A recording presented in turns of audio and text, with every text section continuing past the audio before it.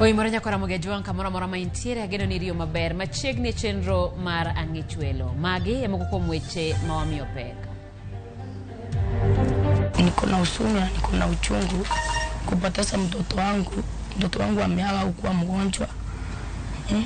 Na mimi si kwa maandamano, nilikuwa kwangu hapa kwa nyumba. Lit gi kuyo mako familia moro e kar dak Malang'ata tok nyathigi ma jadweche adek iro malungo wang' thung'o matho. Niko na watoto, niko na family, watu wengi wananitegemea. Leo hii ndo hii penye ninasimama. Jana niko na pesa, leo sina chochote. Joale boma Kisumu gi Nairobi kwano lal magiyudo kaluwore kod ng'anyo manyo bagi e bombego. Asubuhi mapema nikapigiwa simu na nikaambiwa nikuje, na nikakuja mpaka hapa hospitalini. Kufika nikaingia na nikapata kuidentify kwamba mtoto wangu alikuwa mmoja wa watoto ambao walituacha. Anyuola mopogore medo chopo Naivasha mar yango ringre joheragi mane owito ngimagi e masira mar apaya.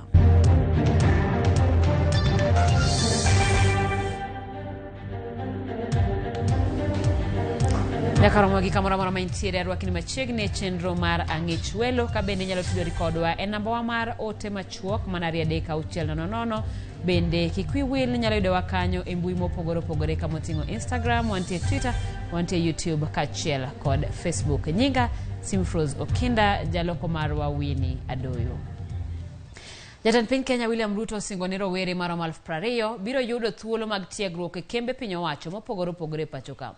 Kane oloso e samar nyasi mar yango chenro mar tiegruok mar Public Service Internship Program, jatend piny ne owacho ni rowere maromo 3,900 ne oyudo thuolo makamano higani ka okwayo kembe mag ji giwegi ne osir piny owacho lwedo neno ni rowere motieko somo oyudo thuolo mag tiegruok. Omedo ni kochakore higa manyien gibiro kawo rowere 20,000 e tiegruok kokalo e chenro ni. This program under the Public Service Internship. We now have the report on the status. To merit the high-level expectation of Kenyans, it is my humble request, Your Excellency, that your government scales up the training kitty, not only of the programs domiciled at the Public Service Commission, but also in the entire government. My humble take is that the mandazis and samosas we continuously gobble in government offices can be substituted kidogo tu with some funds for the training kitty. We will continue to explore ways of enhancing the impact of such initiatives going forward. As a way of increasing youth presentation in public service relative to their population, the Ministry of Public Service will continue working with the Public Service Commission to review policies and practices for diverse and inclusion, human resource development, and succession management. We need to get together. We need to develop our capacities. We need to create jobs. We need to make sure that Kenyans have pesa mufukoni.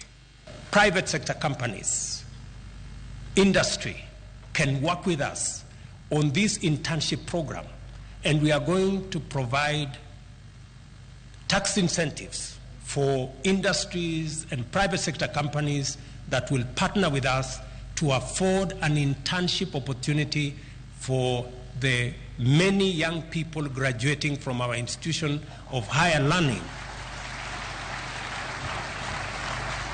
so that we can not only provide a transition for them, but we can also give them an opportunity to practice what they have learned in class, and for them to have a feel of what working in these offices looks like. Jodolo ma Kisumu koro dwaro mondo riwruok mar Azimio chung'anyo magibago pachoka kagiwacho ni ng'anyo no osekelo kethruok mag mwandu kod lal mar ngima. Kamano bende gisayo piny owacho kuom bedo gi tok matek e kinde rakruok kod joma ng'anyo. Gidwaro mondo riwruok mar Azimio many yo machielo mar yudo dwachgi moting'o dhi e doho kopogore gi ng'anyo. Parono noriw kod riwruok mar Josalam e bomano ka gidwaro jatend piny William Ruto kod ogai mar Azimio Raila Odinga mondo obed piny e twak. Demonstration kaka yo magi dwaro go yuto.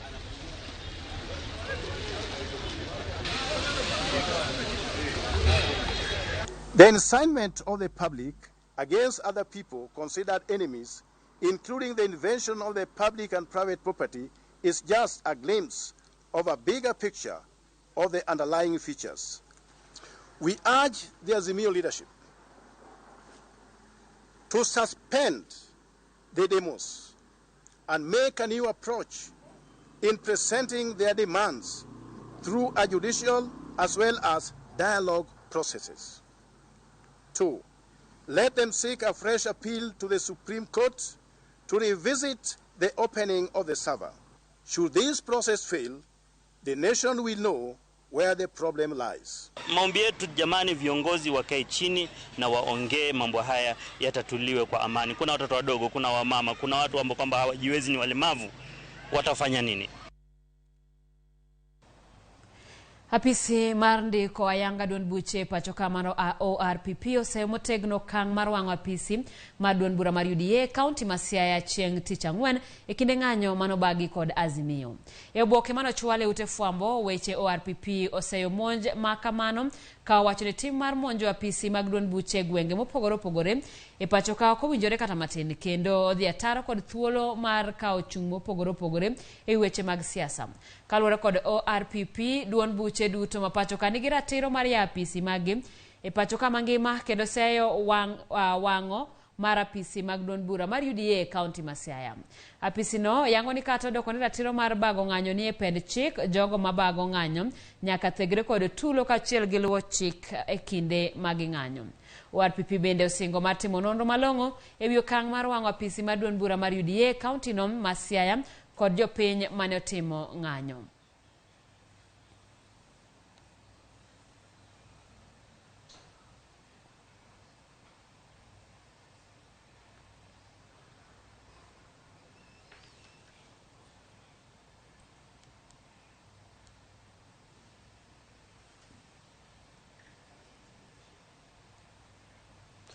Kawadhi nyime ni jagoro maduong' mar UDA Cleophas Malala okwayo bila mondo mak jok mane wang'o apisi kata apisi mag duond bura mar UDA e kaunti ma Siaya.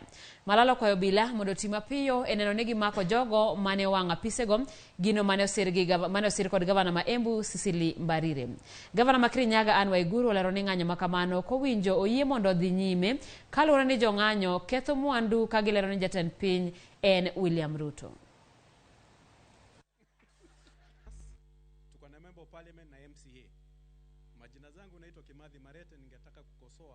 Ni makosa sana kwamba watu wanachoma ofisi za UDA ambazo ziko region fulani, haswa kule Nyanza.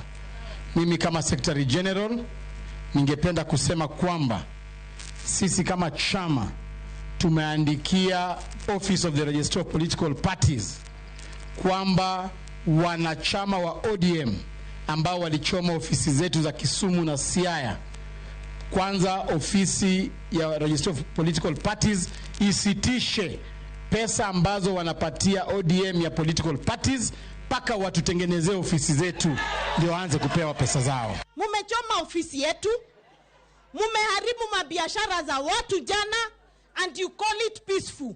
We want to request the government, there should be no more maandamano in Kenya. We are tired.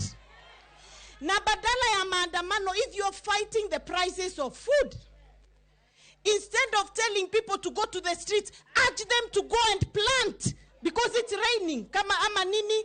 Sisi huku Kirinyaga tumekataa maandamano. Sindio? Tulisema hata tutashinda tukiongea maneno ya maandamano kwa sababu Kirinyaga hakuna nini? Hakuna maandamano. Riwruok ma ok mar piny owacho marango tije piny owacho mano e pacho ka mano Public Service Governance ocholo paro mar wito oko yiero ma pacho ka giwacho ni yiero kelo lweny kendo pogo oganda jo Kenya. Kotenegi kod jata tije duolno mano e Sawaringa ne oyango ni paro makamano osechwal nyime kendo ibiro kale mondo obed chik. Paro makamano koro yango ni jatend piny Kenya ibiro gwel kod duol mar Governing Council kuom thuolo mar higni 7 kendo jo Kenya biro bedo gi thuolo mar thiche oko e apisi ka ok otiyo kaluwore kod dwaro mar chik. Riwruogno medo ni yiero osekelo midhiere pacho ka kendo kwayo jo Kenya mondo sir paro no lwedo. The fragrance of general elections in Kenya has faded away. It is in this regard that public service governance is introducing a pure public service system of government where service delivery will be facilitated through the ministries of government only. In this regard, we will not need elections or general elections any other time in the Republic of Kenya. It is in this regard now that Public Service Governance, PSG, is sponsoring the Kenya Bila Uchaguzi Bill, All Kenya Without Elections Bill. We will, in a short while, be submitting the bill to the people of Kenya through civic education. We anticipate that soon the bill will be passed into law and see the abolishment of general elections in the Republic of Kenya and birthing a corporate system of government called the Public Service System of Government in Kenya. Kawadhi report moro mabende lit ne anyuola moro e kar dak ma Raila Village Lang'ata mano kar dak manitiere Nairobi ka koro winjo lit mokalo tok iro malungo wang' mane oker gi obila thung'o nyathi ma ja dweche 4 ma owito ngimane. To kaka jafamo marwa Eriko Wenga lero magi otimore nyoro kinde ng'anyo seche mane obila rakore gi jopiny mabende ne oweyo ji mamoko koyudo hinyruok mokalo. Obila mane obiro gayo jong'anyo e alwora ni samoro pod ok ong'eyo gima iro mar luongo wang' kata tear gas ichichgo ne otimo ne anyuola ni. Kwena moyo. Mungu atakuonekania kwa maisha yako. Jose Kemunto ne en mane ode kaka pile gi nyathine Precious Mongina seche mane obila rakore gi jopiny e apaya oko. Ilikuwa kitu saa 11. Sema kweli niko na huzuni, niko na uchungu kupoteza mtoto wangu. Mtoto wangu ameaga kuwa mgonjwa. Na mimi si kwa maandamano, nilikuwa kwangu hapa kwa nyumba. Sasa vile tumempeleka mochari, ndio nimepigia baba yake ndio wapange au wachapanga chochote. Lakini sasa tunaumia kama wamama. Mimi nimesikitika sana kwa moyo wangu nikishuhudia mama kibeba mimba miezi 9 kitasikia mtoto wake. It's very painful. Notemo kedo kod iro ka oparo ne otieko teko mare ahinya to kuom nyathine. Ndio tia gasi karushwa, feri rushwa tukatorokea hapa kwa nyumba. Kutorokea hapa kwa nyumba kufunga mlango, mwingine karushwa ikaanguka juu ya mapati ikaanguka hapo. Sasa ndio watoto walianza kulia. Nilichukua maji, nikaweka kitambaa, nikaanza kuangusha mtoto uso. Nikaona mtoto amekuwa poa, lakini bado alikuwa analia. Analia, mimi nampangusa uso, analia nampangusa uso. Chuni mdogo singeweza kumpea maji. Sasa ndio tumelala, mtoto amefika usiku. Anatoa bofu kwa mabua. Kutoa bofu kwa mabua. Ndio nikaona mtoto bado anasikia vibaya. Sasa nilikuwa nataka nimpeleke hosi, sikumsaidia. Ndio mtoto ameaga hivyo. Hii jangwa limekuja saizi, liko hapa leo kwa Joyce kama jirani yangu. Kesho litaenda kwa mtu mwingine. How long we will be staying like this? Tunaomba tu serikali wakae chini. Sisi ni wakazi, tulipiga kura. Hiyo ni right yetu, lazima tupige kura. Lakini sasa wakae chini watueleze. Tendenanga malworani to kwayo manani jo Kenya kinde duto onego nyamona kwe kinde ng'anyo. Ng'anyo manyoro nitie jok mohinyore, lakini sama wawuoye sani ni kor kwa manyo jok manohinyore to mama achiel ni Kenyatta Hospital ma tear gas nyicho turo tiende ma sani ok onyal wuotho, ne wating'e mowatere Kenyatta pok otimne kata operation. Ma sani familia ne nitie nyithindo 2 manie ot maonge kaka ma kamano rowere makinde duto yudre dhao gi obila to nigi kwayo kama. hii mtafute Raila muongee. Hii kesi palimefika tu tafuta Raila muongee hii maneno ishe, because mtu atuambia kila saa sisi tunaumia tiaga, so watoto wetu waize enda shule, vitu zifanyiki kwa sababu ya nyinyi msijui mnapandisha vitu zimepanda na mtu haizi ongee. Nchi ni nchi yenye kuna demokrasi, lazima watu wazungumze. Hii demonstration article 37 imekubali ya maandamano. Mnipata? Sasa kama sisi hapa ni Mgumoini ward sawa. Na hapa ni Raila Village sawa. Sisi maandamano yetu ni amani siku zote. Of which katiba imekubali. Hakuna kitu Raila anafanya ni against the law. Si wa Kenya ndio tunaheshimu constitution. Sawa. Obila manobiro rito ngima ka achiel kod mwandu mag jopiny manogo kambi apaya ni ma Southern Bypass ne kong'eyo ni iro mar lungo wang' mar tiagas mane giwito koni ema ne nyaka ngima nyathi matin ma jadweche 4 Precious Mung'ina magie sani koro okan. Kata kamano kwayo kuom jopiny ahinya jodak ma alora ni mabinde yuto margi ni piny wacho ni ber monde jotelo ariyo ma krosa ne yware kumoting'o ogai mar Azimio Raila Amolo Odinga ka achiel kod jatend piny William Ruto oket twak mar tieko ywaruok ka giwacho ni gin mangimagi gie sani kethore. Eric Owenga, Ramogi TV, Lang'ata, Nairobi County. Iwacho ni sama jodito ariyo dhao to lume mahinyore makoro mako nyaka nyathi ma jadweche 4. Geno en ni mano kata moko kuom lit ma osebedo kaluwore kod ng'anyogo nyalo biro kelo duoko makare mar mondo mi jo Kenya odagi kwe. Kawadhi nyime ni moko kuom johala mawuok Kisumu koro kwano lal malich bang' mane giyudo kokalo kuom ng'anyo manyoro bagi achiel kuom duka kod kar kano ringre jomotho nomonji kendo mwandu ne oyaki e achiel kuom duknigo. Millicent Adhiambo miya waler. Toto niko na family, watu wengi wananitegemea. Leo hii ndo hii penye ninasimama. Jana niko na pesa, leo sina chochote. Kata obedo ni oganda ma Kisumu nodoke tijegi mapile tok ng'anyo ma odiochieng' manyoro. Moko kuom johala koro ywak ni giyudo lal mathoth tok ng'anyono. Hussein Hassan, maen wuon duka mar Jamia, mani omonji kendo mwandu ne yaki, lero ni monj makamano omiyo wito mwandu manengone romo milioni 15. Ta 5 minutes wa vijana wote walikuwa wanafukusana na askari, wote walisanyika hapa mbele yangu na mimi nilikuwa tu hapa nikiona. Wakaanza kuvunja mlango, wakapora mali. Hii duka nilifanya hesabu hii wiki kwa sababu ya mwezi wa Ramadhani huwa kuna pesa ya tunatoa zaka. Sababu ya hiyo ndo nilifanya hesabu, hii ilikuwa 15 million. Tulipata hapa hatujahesabu lakini hatujui ni kitu yenye haifiki hata 500,000. Ni pesa kidogo sana.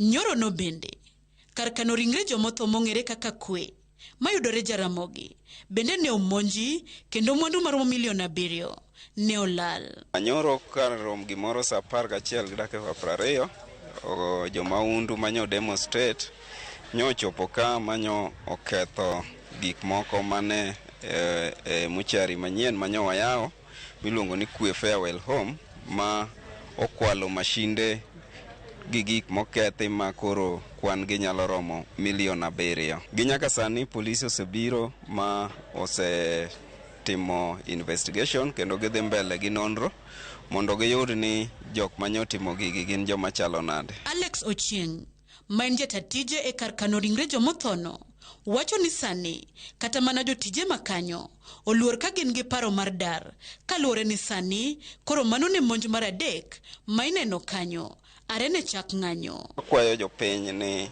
gi luoro osuptal nikech koro ma monj mar 3 nyaka nyo demonstration chakre e wigi 2 mokalo.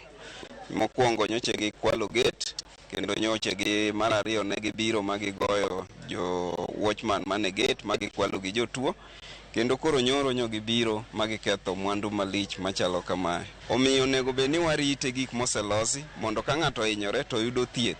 To ka koro jopiny ketho osuptal to onge kama gibiro yudo thieth. Staff be koro sani koro sebet maluor mamoko koro ok nyal bedo machiegni mondo mi ochiw thieth madwarore ne jopiny. Giduol achiel Gikwayo twak kod lalruok e kind riwruok mar Azimio kod tend Kenya Kwanza mondo jo Kenya ahinya to johala onwang' fungruok. Kata kaluwore ni nitiere AP modak e osuptal ka, to gimedgi mondo osuptal oriti motegno mondo konj jopiny ng'ata mohinyore. Nyaka nyoji osehinyore mang'eny ikelo gi mane osuptal ka, polise nyaka jopiny. Ndume wawili wakipigana nyasi huumia. Serikali yetu sisi kama wafanyabiashara tumeumia. Tunaomba Dr. Samoei Ruto hii mambo atatue, please. Alafu naomba Mheshimiwa Raila Amolo Odinga, baba, tumempigia kura mwaka hizo zote, mpaka sasa tuko nyuma yake. Tunaomba pia watuangalilie maslahi yetu. Watu waachane maringo, watu wakae chini waongee hii maneno ishe. Tangu wakati gani tutakaa hapa hivi mpaka lini? Mimi leo nimebaki hivi. Kesho ni mwingine, kesho mwingine nyingine, tutaenda wapi? Nyakasani ng'anyo manyoro e kaunti ma Kisumu oweyo ka ji ang'wen nigi hinyruok. Lipot mar jatend obila Alphonse Wambua bende yango ni apisa achiel mag obila mane ochung' ne arita sach ng'anyo ne owito ngimane kawuono kokalo kuom hinyruok mane oyudo e rakruok mane otedore e kindgi kod jong'anyo. Millicent Adhiambo, Ramogi TV, Kisumu County. Erokamano Millicent. Kawadhi nyime ni ogai mar Azimio Raila Odinga oseyo pinje maoko kuom keto weche mag dongruok nyime kinde ma piny owacho mar Kenya Kwanza kod obila to rocho ratiro mag jopiny. Kane oloso e gwenge mag Gogo e kar chung' od bura magem e kinde iko mar jaod bura mokwongo mamiyo e pacho kae Grace Onyango, Raila bende wuok tung' mosuo kod jambetre mar piny Amerika Meg Whitman kuom lieko ni yiero no ne ota e yo mathuolo e historia mar piny Kenya. Ka onyise ni ok ong'eyo historia mar piny Kenya maber. Bende ne osingo ni gidhi bago ng'anyo mar tipo chieng' wuok tich juma manyien. Raila no ten kod jatend duond bura mar na Kenya Martha Karua, Senator Masiaya Oburu Oginga e kind jotelo mamoko. Whatever they are bringing as advice should just be an advice and it should be there. But we also know that you are the one who put Ruto in power. That is why whatever he wants to do, you are trying to defend. Why do we have to be robbed with tear gas when we are doing a lawful activity demonstrating? Mumeona kwa runinga, in the nation of France, they were demonstrating almost daily. Millions of people, no tear gas. Just here, South Africa, they demonstrated no tear gas. In Kenya, we are demonstrating. Violence occurs when the police come to fight, to meet brutality on the people. And most of them having the audacity to misrepresent facts in our country. Like the American ambassador yesterday addressing American businessmen, saying that Kenya last year in August did the most transparent and democratic elections in the history of Kenya. I told her I did not know which country she was talking about. I didn't know which Kenya she was talking about. She had just been here for a few days before this election took place. And we were saying that we do not want lectures from our development partners. We must allow Kenyans to make a decision of their own. And we will continue to question.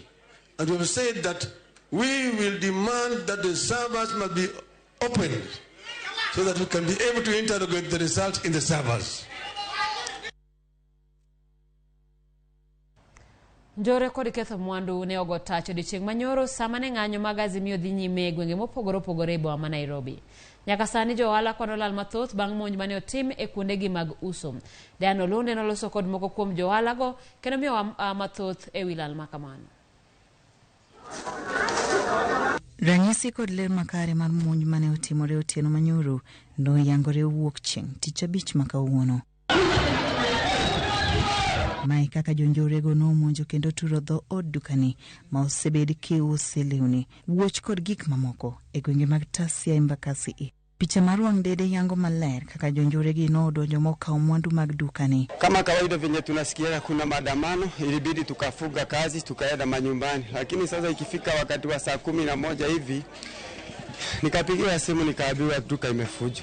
Wonduka ni James Njuguna oyango ni mwandu marumo milioni 3 no kaoko ya idukano mano ya udwe mara pari ya mokalo gi pesa hola. Tulianza na 3.5 million. So na sasa tukiangalia tunaona ni kama walichukua kila kitu. Hapa tulikuwa tunarauka kila asubuhi, jioni unaenda na chako nyumbani. Hivi sasa tumekuja hakuna lolote. Apisas mago kwa chikich no chope kar masirano mariango kethruok mane otimore Kanyakasani gesa chako chenro mar pedho nyujure. Peter Muchoki maenje dak Makayoli bende no yudo lal mar omenda maromo milioni 1 bang' jonjore monjo kare mar ohala. Wale watu walikuja wakaanza kutupa meloni huko kwa barabara, zingine wakabeba wakaharibu vitunguu, nyanya, na hiyo stoko yote nilikuwa nimemwaga hivi karibuni, hata siku 2 hazikuwa zimeisha. Gechiario bende no wang. Hiyo laini yote hiyo Bisenta mpaka Jakaranda magari zimechomwa. Davana imerushwa mawe kila mahali, hakuna amani. So tunashindwa, duka zetu tutakuwa tunabeba tunaenda nazo kwa nyumba ama tutakuwa tunafanya nini? Karobila Makware bende ne omonj gi jong'anyo mane oheo bila giteko. Weche mag njore ose yang ni medore pachoka ahinya odiochieng' mag ng'anyo ka jonjore go medo kwelo kendo ketho mwandu mag ohala nyaka mag ji giwegi. Diana Ulunde, Ramogi TV. Ramogi oken gima yot kaluwore koda monj kata maundu mabende koro nenore ni medore e pachoka. Asomo kuom ote kapok wakao yue matin. Simfroz lesani nyathi ma jadweche 3 otho yawa nikech tiagas.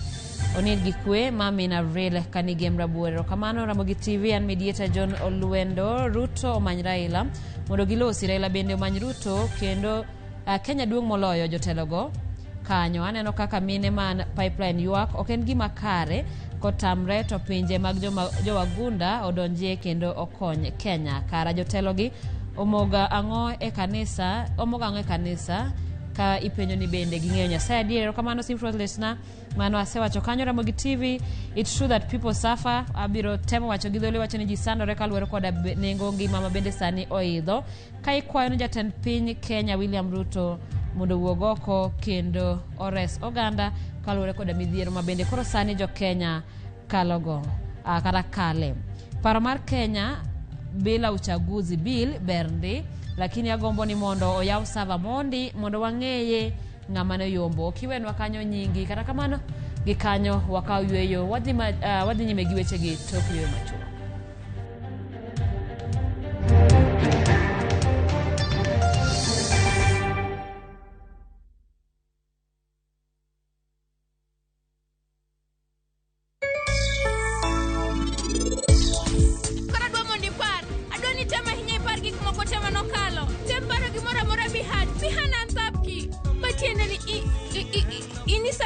Paro gimora mora tapki. Gimora mora. Tapki omingi mamoro machielo. Kiki gole chunyi nyaka chieng'. Nyara chielo kwa kato moro chung mabor koda. To kendo nakia gimomiyo. Awuoro. Baba.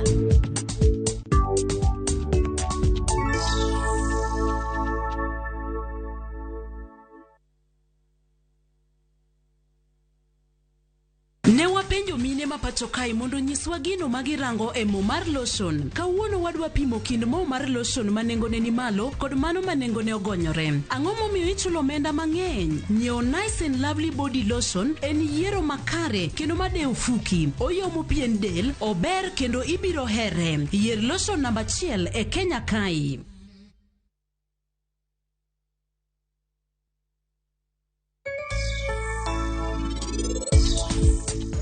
Meja manya kochia okethore plot liel mach akoni no senja oreka. Make your mealtime more magical. Buy any participating pack. Check under the cap to get your code and stand a chance to win free food shopping for a year, plus millions in instant cash, airtime, and shopping vouchers.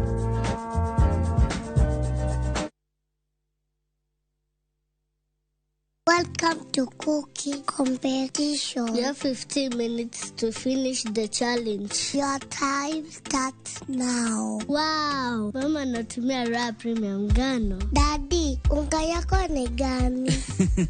Ni unga tu yangu ya ngano. Dari chapi zako zinakaa aje? Akini za kiajabu ajabu. The mom ni nyami nyami and soft. Now you know. Kwa chapati nyororo laini na tamu, tumia unga wa Raha Premium ngano. Nyomok ngano mar Raha Premium kawuono e duka machiegni kodi.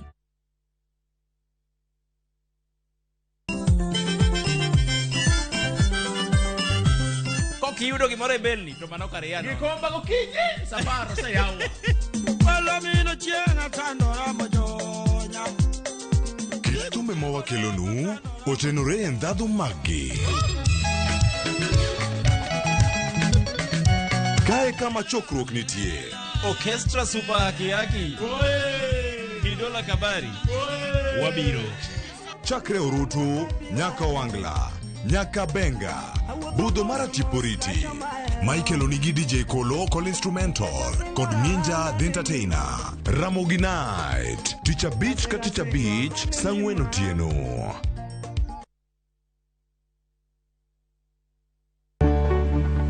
Duondgi osethir kendo ok winj motegno. E Ramogi TV, wating'o duondgi. Wabedo gi twak gi nyionagi mung'eyo kendo yango mapok ung'eyo. Tijegi, lony margi, kanyakla kod ngima gi duto, wamenyo ni kendo wakelo ni e chenro mar mine wacho. Sane nyalo dok dala ni koro na divorce na dhi dala. Okadogi. Sani koro okan mana politician. Koro anje tich. Kamano bende, wamenyo ni miyo motimo maber juma ka juma, kaka Phoebe Asio, Charity Ngilu, Jael Mbogo, Wamboi Otieno, Mudhoni Wakirima, e kind mamoko e chenro mar miyo mar juma. Inyalo bedo miyo manigi sigana mapok omeny, kikibajigoi, tudi koda Jaelieta, ngeso ka ngeso, Sadek Otieno, e mine wacho.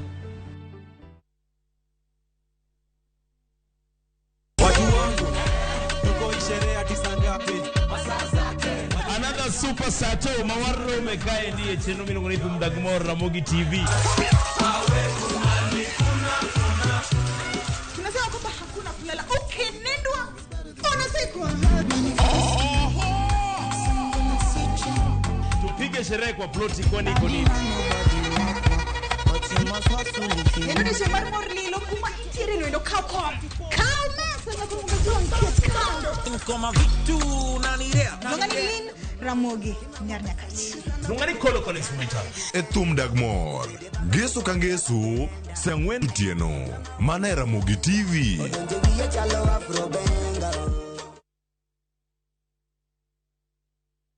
Play on these games and enjoy 2,500% boost on our supercharged multi-bet bonus on shabiki.com. You can't afford to miss it. Not for persons under the age of 18. BCIB number 416. Shabiki.com.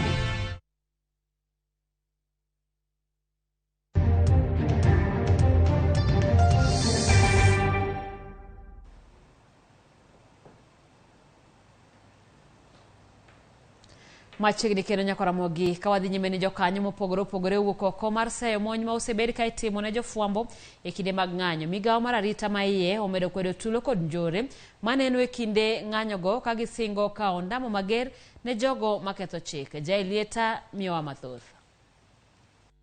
Kwan mag jofwambo ma imonjo e kinde ng'anyo mag Azimio medore kanyoro jofwambo maromo 6 noyudo hinyruok mopogore opogore.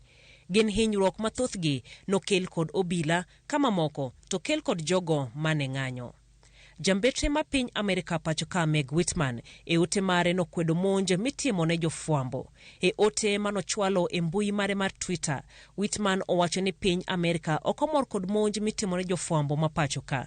Komedo ni monj makamago dhi ataro mar chenro mar keto thuolo makare mar tich ne jofwambo kod demokrasia margi. The attempt to curtail media freedom by the Communication Authority of Kenya Chief Ezra Chiloba has not only an adverse effect on the press freedom, but it becomes a panacea for totalitarianism. Jagoro mongirore e migawo mar arita ma iye Raymond Omolo bendo kwedo monj makamago kowacho ni ntiere jogo ma osemaki. The arrests that have been made for people who are considered suspects with regards to the various transgressions that have happened across the country, not just in Kisumu. in Nairobi, but as well as Siaya, in Migori, and some parts of Homa Bay. Now, the much that the security agencies can do, one is to arrest, arraign in court, of course, provide the evidence, and then we will expect and wait for the courts to do their bit. Bende omedo kwayo jofwambo obeda kicha e kinde magichwalo tijegi ahinya e kinde ng'anyo ni mar jomaricho donjore e ng'anyogo. There needs to be certain level of precautions we take, whether it's in terms of identification, because as it is today, I need to look at the full details of what transpired yesterday. But the bottom line is that we expect restraint on the part of the security officers, but also we expect that as Kenyans, we also operate responsibly in terms of not putting ourselves at risk whenever we can. Jod bura man Narok East Gabriel Tingoyo bendo kwedo monj mosebedo ka itimo ne jofwambo kod keth mag mwandu kowacho ni mendi kelo luoro ne jo Kenya. We are not going to accept destruction of property in the name of mandamanos. I think it should be very clear that we are a country of a rule of law. We believe in the law, we believe in the constitution, and we are not going to accept goons to take advantage of some of the loopholes to be able to loot people's properties, to be able to damage properties, and be able to do things which are against the constitution. Riwruok mar jofwambo mar Media Council of Kenya nyaka sani oyango ni jofwambo maromo 25 osehiny nyaka ne ng'anyo mag Azimio chakre tarik 20 mar dweni. Jailieta, Ramogi TV. Nyakoromogi kaluwore koda lipodno onego bedni wabedo koda jafwambo kata achiel kuom jotend jofwambo e kaunti ma Kisumu Bano Rashid Oudi, kata kamano kaluwore koda ng'ikruok ma wan go mar masinde pod ok wanyal yude, kata kamano ponono ni wayude yo makare to wabiro bedo mar mondo bi watwag ni to arita mar jofwambo biro wuok kanya ahinya kaluwore ni weche mag ng'anyo nenore ni pod biro dhi nyime e pacho ka. Kawadhi nyime ni chenro mar manyo ringre mar jogo manyowito ngimagi e masira mar apaya maduong' ma Nairobi Nakuru nodhi nyime kawuono e od thieth ma Naivasha sub county. Kanyaka sani kwan ji mosewito ngimagi gin 17 ka bende ji 3 moko ne owito ngimagi e kinde mane giyudo thieth e ute thieth mopogore opogore. Lit Gikuyo nokwako kar kano ringre ma Naivasha ka anyuola mopogore opogore nochopo mar manyo joggi manyoro ne nitiere nyamburko 2 manyoyudo masira mar apaya e apaya maduong' mar Nakuru Nairobi. Kwan joma owito ngimagi e masira no koro chopo 17 ka jomoko 3 nochako tho e seche mane giyudo thieth. E od thieth ma Naivasha chenro mar konyo anyuola manyo ringre joggi ne dhi nyime. Anyuola mar John Kamau, jariemb nyamburko mar matatu mag Ukena, mane en achiel kuom nyamburko e masira no, nyiso lit margi kaluwore ni Kamau en achiel kuom joma nyowito ngimagi e masira no. Anajulikana kama John Kamau Wanyoike, na tuko hapa ili kumuidentify. Alikuwa na gari ya Nissan ya Ukena. Ruth Wanjiru ma en anyuola mar Kamau wacho ni ne giyudo simu kowuok e sako mar nyamburko no mane onyisogi wach masira no. Margaret Wanjiku lero gi lit kaka noyudo sime kowuok kuom osiep wuode kanyise ni wuode mane en jaiga 4 e mbalariany ma Pwani ne en achiel kuom joma ne nie masira no. Kijana mmoja anaitwa Kinyanjui, beste sana ya mtoto wangu Lawrence Karanja, akaniambia kwamba kuna watoto ambao walikuwa naenda Eldoret michezo. Akaniambia hiyo basi imepata accident hapa Naivasha. Ndio sasa from there nika take step, nikaona nifike mpaka hapa hospitalini. Kuja hapa hospitalini nilipata madaktari wakiwa busy sana kushughulikia wenye walikuwa wamepata hiyo accident. Na by the time nilitoka hapa saa 4 sikuwa na ripoti kamili ya kwamba mtoto wangu amepass. Na asubuhi mapema nikapigiwa simu na nikaambiwa nikuje, na nikakuja mpaka hapa hospitalini. Kufika nikaingia na nikapata kuidentify kwamba mtoto wangu alikuwa mmoja wa watoto ambao walituacha. It is very painful because huyu mtoto wangu alikuwa 4th year, alikuwa malize mwezi wa 4. Mbalariany ma Pwani, Tend County, jopuonj kod jonyuol ni kod kuyo kuom wito jogegi. Kane otelnegi kod Vice Chancellor mar mbalariany no, jotelogo nyiso lit ma mbalariany no ni godo kuom wito joggi. Duto mbalariany no wito jopuonjre 8 kod jotich 3. 74 of our students, 62 who were in the other bus, and the others who were injured in the bus which was involved in the accident were taken to Egerton University yesterday through the assistance of the Vice Chancellor and the team from Egerton. Egerton provided us with counselors to counsel the students who were in trauma yesterday, and they slept in Egerton. Now 5 of those students are not in good condition. They have bruises and had impacts, so they are admitted in a clinic in Egerton. So I asked them, really, what do they want us to do? I asked them whether they want us to close, because we have suspended classes for yesterday and today. And today we wanted to do some prayer sessions with them and also counseling sessions with them. And they told me that they don't want this university closed. They don't want us to close. Jalup Governor ma Kilifi Flora Chibule kari ure kod mbalariany no e Kuyo osingo siro mbalariany no e chiwo hocho ne jopuonjre kod jotich mag mbalariany no. Kilifi, we are mourning. Pwani University, we own it. So when anything happens kwa Pwani University, imetugusa pia sisi.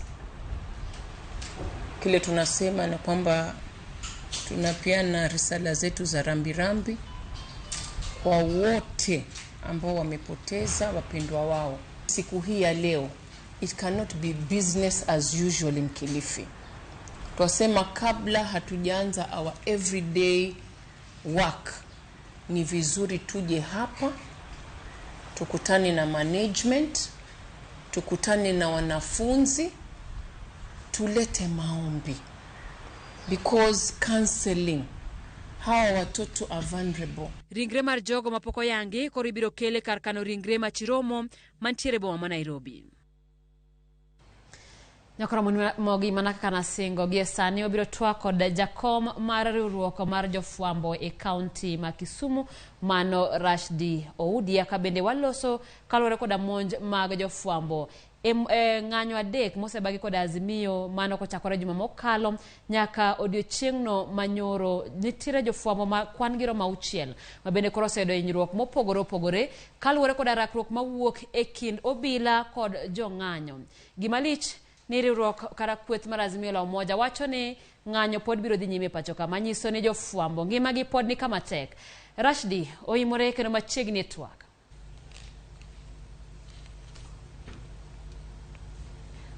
Rashdi, okang'eyo ka bende winja maber, apenyo ni to uriyo nade e kaunti ma Kisumu? Nenore ni pod ok wawinjre yo makare, abiro temo mar mondo mi kawanyalo winjore mar mondo mi watwak kalore koda monj mar jofwambo e pacho ka to ahinya e kindegi mag ng'anyo mibago kod kweth mar azimio magi e kindene jofwambo maromo kata makwan giro mauchiel oseyangi ni oseyudo hinyruok mopogore opogore ka moko kuomgi pod dhi nyime koda yudo thieth ahinya manyo hinyore e ng'anyo manyoro kamoting'o jofwambo mawuok e ute fwambo mopogore opogore. Gimalich ni jofwambo ni kod ratiro mar menyo kendo mar nyiso ganda gigo duto madhi nyime. Kata kamano osene pichni mopogore opogore ka bende obila rakore koda jofwambo e yo ma ok ne kare. Wadhi achiel kachiel nyaka e studio wa manitiere kaunti ma Kisumu kama jakom mar riwruok mar jofwambo kaunti ma Kisumu Rashdi Oudia nitiere mar mondo mi watwagi kalore koda rita mar jofwambo. Rashdi, okang'eyo ka koro inyalo winja oimore? Oimore Sipro, winji maler kabisa. Ero kamano machiegni studio mana mapiyo piyo penjo na eni to arita mar jofwambo dhi bedo nade kaluwore ni ng'anyo pod biro medore e pacho ka?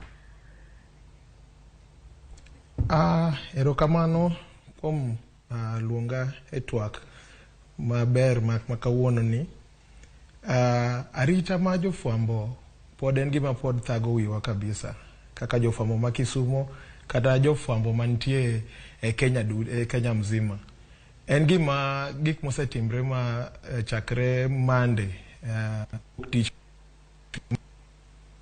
ng'wen e gima osemiyo ng'enywa sani oluor kata dhi e field kata dhi e pap gimacho ni pap niwach in idhi e pap to iluor ka ikia ni polis dhi rwaki machal nadi kata joma ng'anyo dhi rwaki machal nadi. Koro en gima pod thagowa kendo thago thago jofwambo mang'eny ma Kisumu kaluwore gi gik mosetimre ne jowa Nairobi gi jowa be ma Kisumu manohinyre nyoro. Erokamano, nyalo mana nyiso ni to gin kwan jofwambo adi Kisumu bende sani pod dhi nyime koda yudo thieth. To chenro mane ma kaka jatelo ne jofwambo e kaunti no uchano mar mondo mi jofwambo otem ritore e kinde marakruok muoch e kind obila koda jong'anyo? Sani kes manosewinjo achiel manine manyoro mane achiel kuom miluongo ni Dismas Nabiswa matiyo gi TV ma Citizen emano nyoro gi jomane okawo advantage mar ng'anyo mane endelea nyoro to nohinyre. To sani ageno ne odhi maber, nwawuoyo kode gimoro saa 7 kama, wacho ne en maber to en Aga Khan. To apart from entie nyiwa moko be mano obane gi tear gas, mano wuok tich. Nitie jowa moko adek nyaka achiel ma iluongo ni Viola matiyo gi People Daily, Olivia Maja Standard gi japicha miluongo ni Bernard Ondari. Gi obane gi tear gas on Monday. Alafu nitie jowa be moselalo simu, nitie nyaka achiel matiyo gi radio miluongo ni Faith Walucho moselalo simu ka imaye gi protesters moko kata joma jonjore modonjo ka gima gin protesters joma ng'anyo omagi simu. Koro gimotemo timo ka riwruok ma jofwambo ma Kisumu miluongo ni Kisumu Journalists Network en ni watematema kiwan mondo kwadhi e ng'anyo watemo ni wabed pamoja ma kik ng'ata achiel dhini olal kata okava kata otimo tije kama bor gi jowadgi. Koro watemo wawuoth kanyakla mondo kata ka ng'ata achiel kuomwa mondo ka ng'ata achiel kuomwa omonji to wan kode wanyalo sire kata wanyalo kwedo joma kata obed polis kata obed raia.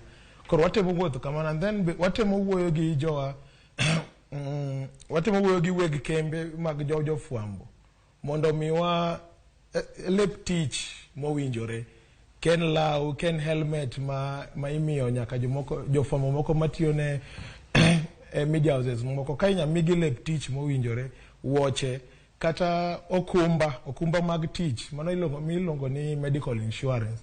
Nwach ng'enywa onge medical insurance no. Kihinyori kata ka gimoro otimre ni kine pap to onge kata kaka inyalo thiedhori.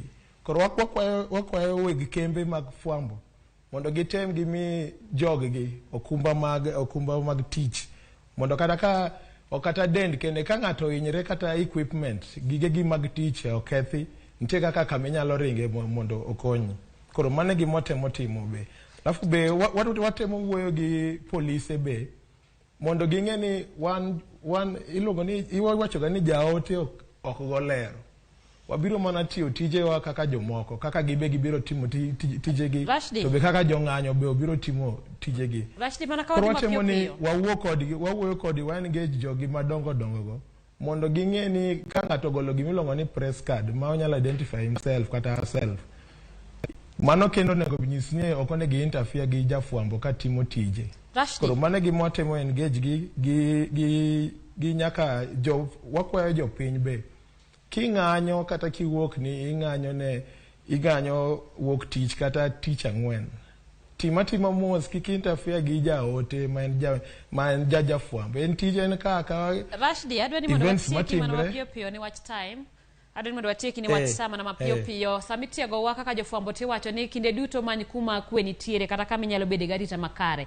To imonjgi waneno ka jopiny go jofwambo to obila go jofwambo. Ng'anyo mabiro gi jafwambo chung' kon mane? Sipros en wach matek ahinya. En wuoyo gi ji ariyogo mondo ging'i kaka wanyalo tiyo kanyakla. Kila ng'ato timo tije, nwach onge kama wanyaringe, en kwayo monyakwagi, nwach kiwuok kata ibiro e ng'anyo, jafwambo biro timo tije, polis obiro timo tije, jang'anyo be ng'anyo. Ka kila ng'ato nya timo tije kiluwo sheria, polis polis nigi sheria monego lu, mantie National Police Service mantie kaka polise ok migi laws moko monego gilu ma okone gigo ng'at moro amora kata jafwambo kende. Kod en na wuoyo kodgi, en na kwayo ne jopiny wachonge ka mwanya ringe to tich be nyakwa tim pile. Kod en na kwayo kodgi kata wuoyo kodgi ni kila ng'ato timatima tije kisheria kata jondiko timatima tije kisheria moki okigwandri gi jo obila kata okigwandri gi jopiny. Kod en na wuoyo kodgi to gi encourage ni watimatima tije moki to giluoro be respect kata gi respect ngama tich ma kila ng'ato timo mane kaka onyalo tiyo kama nyarashdi aneno ka sadhi ma yawang'eno kaka jafwambo wan gi weche mang'eny ma bende dewaer mar mondo mi wawachi kendo wabiro manyo thuolo mar mondo mi watwag matut kaluwore koda moko kuom ratiro ma bende koro jofwambo nego yudi kata arita makare ka kamano aduoko ni erokamano akwayi mondo iweya thuolo adhi nyime koda weche manyien. Ramogi mano jatend riwruok mar jofwambo kaunti ma Kisumu Rashdi Oudi kabedo watwa kalwora kod arita makare mag jofwambo ka kamano gi kindeni akwani mondo wadhi duka matin eka waduogi e tieko chenro ni.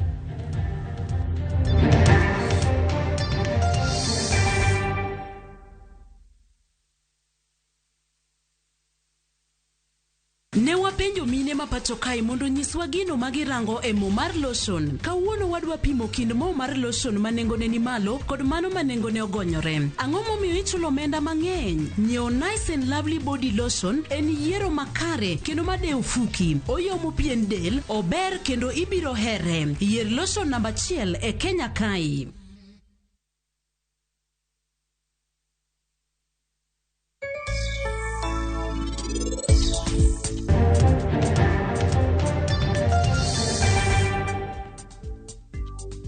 Tiende ni nyalo bedo ni tina nitiere kamarach. To Shrodha kende emong'eyo kuma nyathina nitie. In maber kod mattress mar Johari 5x6 Addix Thermos 1.8 liters Recon Cushion e siling 490. Kopia Harden Tea An 10 liters mabiro kod sukari kila chiel manono kowuok e kopia, kalam, muma manyien, pan mar chapat kod mwandu mamoko e nengo mogonyore. Kopia Maisha Rahisi.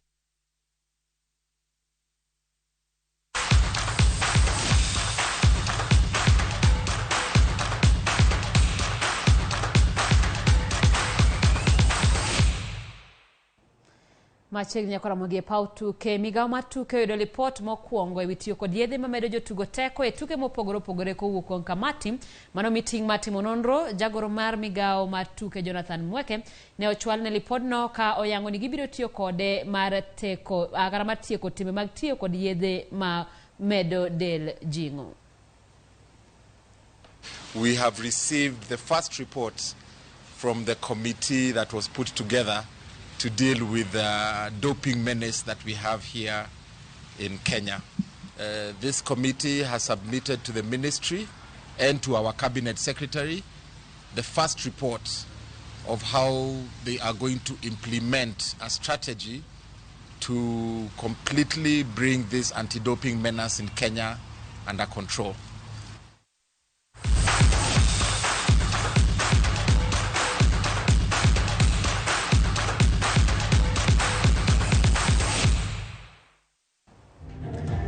Ramogi mane makelo giko mar chenro mar ang'ich welo wanenre kende chenro mar oyimore kochopo saa 3 wang'e. Erokamano kuom bedo kodwa e chenro ni. Nyinga Simfros Okinda, jaloko marwa Winnie Adoyo.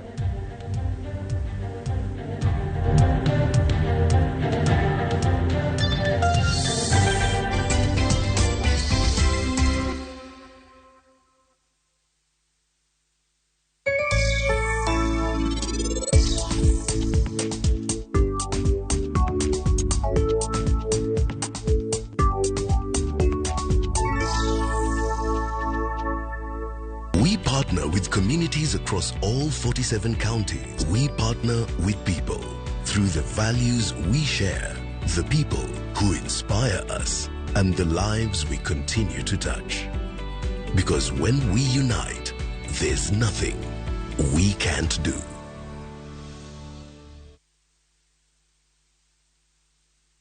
رمضان ده حياتي رمضان ده سمايا لغاتي يا رب دعاتي تقبلها عطول